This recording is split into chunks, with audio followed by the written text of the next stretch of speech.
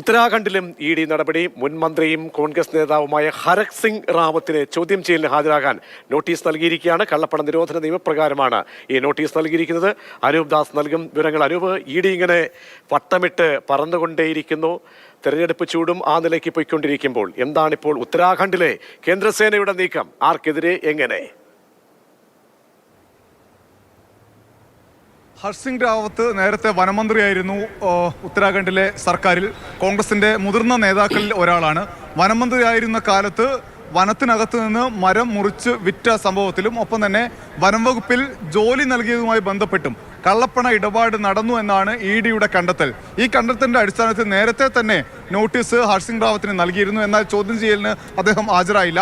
അതുകൊണ്ടാണ് വീണ്ടും ഏപ്രിൽ 3-ാം തീയതി ഹാജരാകണമെന്ന് കാട്ടിയുള്ള ഒരു നോട്ടീസ് ഇപ്പോൾ നൽകിയിരിക്കുന്നത്.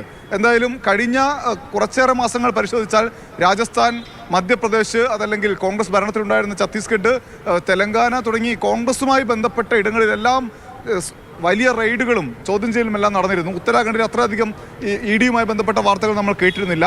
ഉത്തരാഖണ്ഡിലേക്ക് കൂടി വളരെ സജീവമായി ഇ ഡിയുടെ ഇടപെടലും നടപടിയും വരുന്നു എന്നതാണ് ഈ ഇടപെടലിലൂടെ കാണാൻ കഴിയുന്ന കാര്യം.